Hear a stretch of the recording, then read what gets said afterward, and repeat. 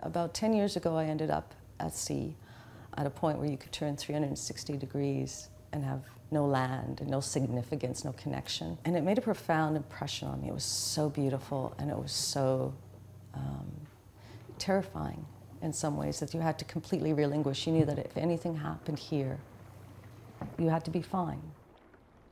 I had this idea for this psychological study of 6 men at sea, see what happens.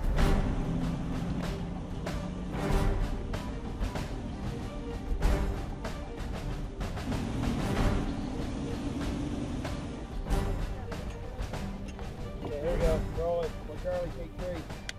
Straight in. Okay, action!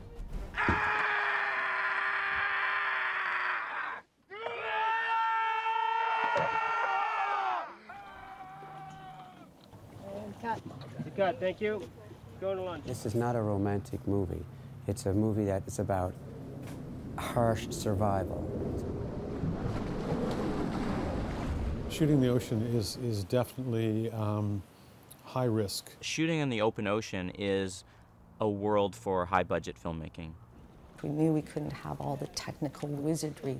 We had to go back to our film training and always look for almost the MacGyver approach to filmmaking.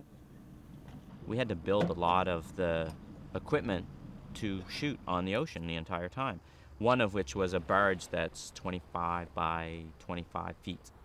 The whole unit that was out at sea was one unit. There was no separation of team. We couldn't escape each other. Most of the time we were doing a little ballet on this, tiny little raft where if you had to move, someone had to step and then dance and get around the other person. It literally looks like penguins on a little ice floe. Like, they're just scampering around, trying to stay on it, not falling off the edge. One of the big problems is the waves and the horizon, trying to keep the horizon steady. My key grip, Brian Adams, and his brother built us these rigs that were all bungee corded in. It was convoluted, but I think it sort of worked, as best as we could. Each day had its own surprises, the weather, Mother Nature. You can only look at the Weather Network and Environment Canada so much before you realize that you're just at the mercy of the elements. We were rained on one night, 112 millimeters, and we've been in the cold and we've been in baked sun, and we knew very early that we had to surrender. And that's a complete contradiction for filmmaking. The sea controlled us. Whatever the day brought, we had to deal with it, Surely there'll be another sunny day again. There's a sequence that I had always seen to be shot in the sun, and we arrived and it was fog all day. We had to proceed and shoot it. We're all set. Are you guys set in the first boat? Yeah. Okay, Dory 1, Dory 2 are set. Roll sound, please. Release the dories. Sounds good. Hit it. Hey, Mark. Action. Action doors. And the scene calls for the characters to be singing, and we could hear the voices off, but see nothing. And there was something quite unexpected. Here they're coming. You see them? I see them coming. It's that moving magic to watch them emerge and discover them in that way. And it was the absolutely perfect element to shoot this scene in. Okay, cut. That's a cut, guys, cut. It was a gorgeous thing. It completely fit into the motif and thematic core of The Disappear.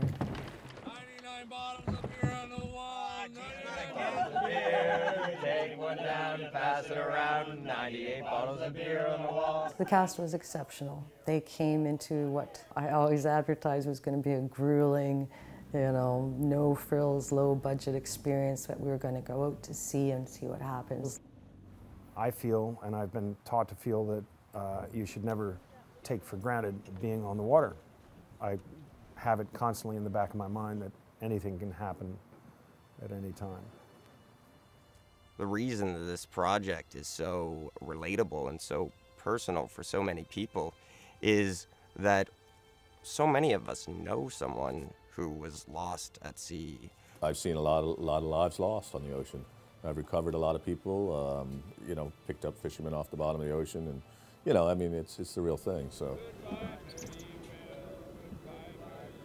somewhat unexpected thing, I guess, for me was to feel how alive this story is now for communities like this. The lives of my characters are the lives of this town. If you start talking to people in Lunenburg, this story hits home to so many people.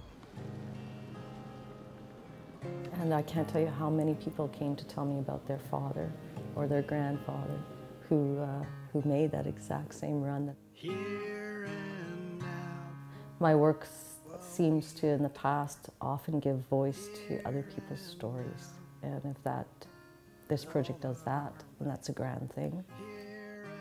It was just a good combined experience of people trying to make something with really not much.